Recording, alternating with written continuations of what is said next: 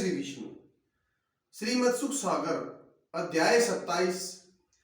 देवर्षि नारद जी का राजा प्राचीन बहरिश को ज्ञान देना। मैत्रेय जी बोले, हे विदुर जी, देवर्षि नारद जी के मुख से यह बात सुनकर राजा प्राचीन बहरिश आश्चर्यचकित होकर मन ही मन सोचने लगे कि मैंने तो बेशुमार धन दौलत यज्ञ और दान में पानी की तरह बहा दिए, और नारद जी कह रहे हैं कि मेरा जन्म लेना व्यर्थ है। सुखदेव जी बोले, हे राजन, जब राजा प्राचीन बहरिश इस तरह सोच रहे थे तो देवर्षि नारद जी ने राजा के मन का हाल जान उनको अपनी माया से एक विचित्र दृश्य दिखाना चाहा। देवर्षि नारद जी बोले, हे राजन, जरा ऊपर की ओर मुंह करके देखिए। देवर्षि नारद की बात सुनकर राजा बहरिश ने ऊपर की ओर मुंह उठाया। उनके रोंगटे खड़े हो गए और उनके मुख से आवाज तक न निकली। मैत्रेय जी के मुख से इतनी कथा सुनकर विदुर जी बोले, हे ऋषिवर, वह कौन सा भयानक दृश्य था जिसे देखकर राजा बहरिश के डर के मारे रोंगटे खड़े हो गए और उनके मुख से आवाज तक नहीं निकली। विदुर जी की बात सुनकर मैत्रेय जी बोले, हे विदुर जी, देवर्षि नारद जी के कहने पर राजा बहरिश ने जैसे ही मुख ऊपर उठाकर देखा, समस्त जीव विकराल रूप धारण कर राजा को क्रोधित नेत्रों से घूर घूर कर देख रहा था। हे विदुर जी, राजा प्राचीन बहरिश का मन इस बात से और भी ज्यादा दुखी हो गया जब देवर्षि नारद जी ने उनको बताया कि हे राजन, इन समस्त जीवों का इसी प्रकार ऋण चुकाने के लिए तुम्हें इतने ही जन्म लेकर बलि का बकरा बनना पड़ेगा।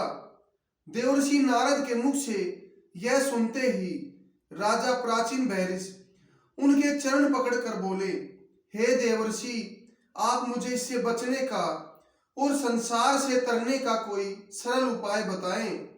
यह भी बताएं कि पंडित और पुरोहित ने मुझे यज्ञ करने की शिक्षा क्यों दी।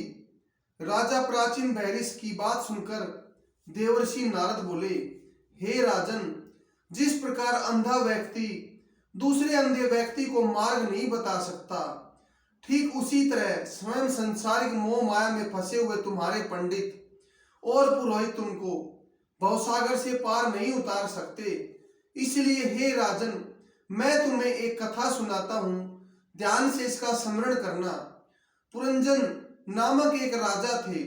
राजा का अविज्ञात नामक एक बहुत ही प्रिय मित्र था। उसी के द्वारा उसका पालन पोषण हुआ करता था। लेकिन दुष्टों की संगति में आकर राजा पुरंजन ने अपने प्रिय मित्र अविज्ञात का परित्याग कर दिया।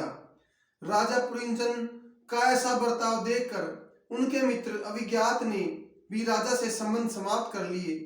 एक बार की बात है, राजा पुरंजन समस्त दिशाओं में भ्रमण करते हुए अकेले घूमते हुए दक्षिण दिशा की ओर चले गए। राजा पुरंजन ने वहां एक विचित्र विशाल महल देखा। उस महल के 9 दरवाजे थे और उनमें सुंदर तालाब, बाग और झरने थे, जहां अनेक प्रकार के पक्षी अपनी मधुर और मीठी वाणी से मन को मोह रहे थे।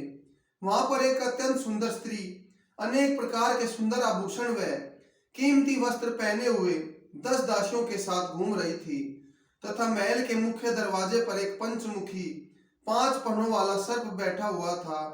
उस अत्यंत सुंदर स्त्री को देखकर राजा पुरंजन मोहित हो गया और घूमता घूमता उस स्त्री के पास आ पहुंचा।